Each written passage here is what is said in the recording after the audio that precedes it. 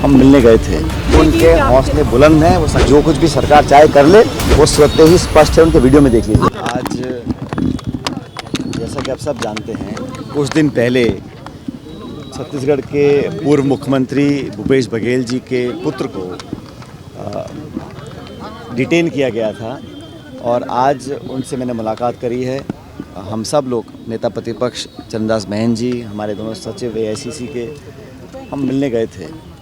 और सबसे महत्वपूर्ण बात यह है कि जिस बात को हम बार बार कह रहे हैं और अरसे से कह रहे हैं कि भारतीय जनता पार्टी और उनकी सरकार, चाहे वो प्रदेश की हो चाहे केंद्र की हो, लगातार और निरंतर रूप से अपने विरोधियों को डराने का, धमकाने का, भयभीत करने का काम कर रहे हैं। मैं स्पष्ट करना चाहता हूं कि ये जो कार्रवाई करी है कांग्रेस के नेताओं के ऊपर, मुख्यमंत्री जी के परिवार के सदस्यों के ऊपर, ये कहीं ना कहीं इस बात को साबित करता है कि केंद्र की एजेंसियों का, प्रदेश की एजेंसियों का उपयोग सिर्फ और सिर्फ अपने विरोधियों की आवाज़ को दबाने के लिए किया जा रहा है।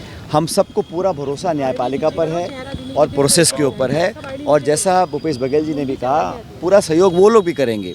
लेकिन जिस नियत से, जिस तरीके से बिना समन दिए, बिना वारंट दिए किसी को उठा लेना, मुकदमा दर्ज कर लेना, और ED का, CBI का, इनकम टैक्स का लगातार भाजपा का विरोध करने वाले लोगों के ऊपर और ख़ासकर कांग्रेस के नेताओं को टारगेट कर कर ये किया जा रहा है। जो भी प्रक्रिया है वो एक न्यायिक प्रक्रिया होगी, जांच पड़ताल होगी, उसके लिए हम सब खुले हैं।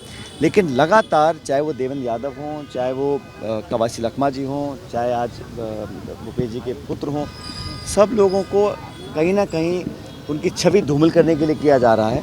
और जब ये लोग ED के माध्यम से सोनिया गांधी जी को, राहुल गांधी जी को, लगातार लोगों को आरोपी, अपराधी साबित करने की नाकाम कोशिश कर रहे हैं, अलग अलग राज्यों में कर रहे हैं, और छत्तीसगढ़ में तो ये बिल्कुल साबित हो चुका है कि हर मोड़ पर एजेंसीज़ को उपयोग कर कर ये मुद्दों से बात को भटकाना चाहते हैं। करप्शन के खिलाफ, मिसगवर्नेंस के खिलाफ, लॉ एंड ऑर्डर के खिलाफ, और एक तरफा जो उद्योगपतियों की जेब भरने का काम भाजपा करती आ रही 11 सालों से और यहाँ छत्तीसगढ़ में कर रही है, उसके खिलाफ जो भी आवाज़ उठाएगा उसको इस प्रकार का अंजाम भुगतना पड़ेगा, ये साबित करना चाहते हैं। लेकिन पूरी पार्टी, कांग्रेस का नेतृत्व और भूपेश बघेल जी भी, हम किसी से डरने वाले नहीं हैं। पूरी लड़ाई लड़ेंगे, पॉलिटिकल लड़ाई लड़ेंगे, और जो प्रोसेस है, जो उन्होंने अब शुरुआत करी है केस वकीलों का, उसको न्यायालय पे हमें पूरा भरोसा है, न्याय मिलेगा, सच सामने आएगा। लेकिन मैं इतना कहना चाहता हूँ कि हमारी पार्टी इस बात से अब बिल्कुल संतुष्ट है और समझ चुकी है कि पूरे देश में, चाहे मोदी जी की सरकार हो चाहे प्रदेश की सरकार हो, उनका ध्यान सिर्फ ये है कि कैसे अपने वैचारिक विरोधियों का मनोबल गिराया जाए, उन पर केस दागे जाएं, उनके छापे डाले जाएं, उनके चरित्र को धूमिल करने की कोशिश की जाए। और ऐसा पिछले 10 सालों में भाजपा के किसी नेता के ऊपर, NDA के किसी नेता के ऊपर कोई कार्रवाई, कोई छापा, कोई पूछताछ आज तक करी नहीं। सिर्फ अपने विरोधियों को भ्रष्ट साबित करने की कोशिश कर रहे हैं, और हम लोग इसका संघर्ष पूरी तरह जारी रखेंगे। आज मैं लोगों से मिला हूँ, भूपेश जी के पुत्र से मिला हूँ, कवासी लखमा जी वहाँ थे, और हमने उनको कहा कि आप अपनी कार्रवाई करते रहें। पॉलिटिकली जो हमारा विरोध सरकार से है, व्यक्तिगत किसी से नहीं है, लेकिन जो लचर स्थिति प्रदेश में बनी हुई है, जंगल काटे जा रहे हैं, उद्योगपतियों की जेब भरने का काम ये सरकार कर रही है, और सारी परंपराएं, मर्यादाएं, कानून को ताक पे रख कर किया जा रहा है, उसका विरोध हम करते रहे। बघेल जी हों या कवासी जी हों या उनके रिश्तेदार हों, हम सब परिवार के सदस्य हैं, और हम सब जानते हैं किसी के परिवार के सदस्य को अगर कोई टारगेट कर रहा है तो किस लिए कर रहा है। मैसेज सिर्फ देने की बात नहीं है, सब समझते हैं।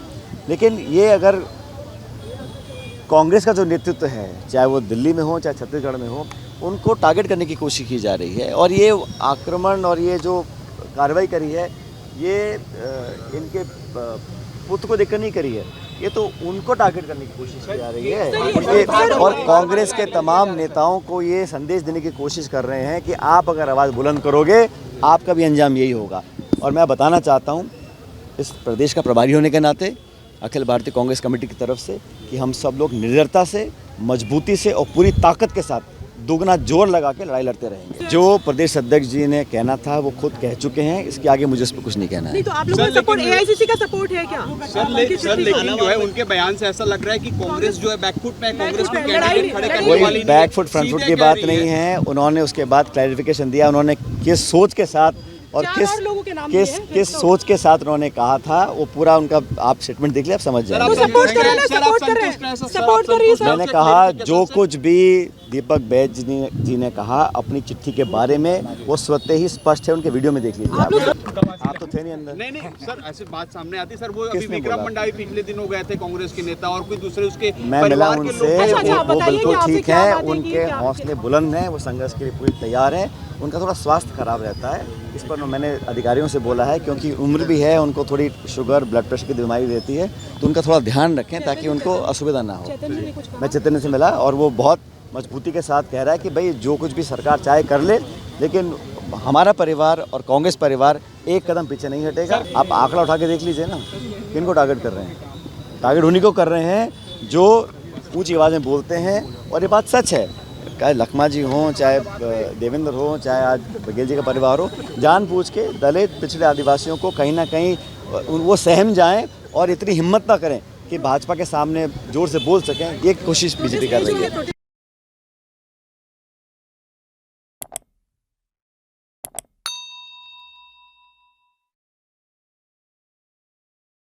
For more updates, subscribe to our YouTube channel nationupdate.in.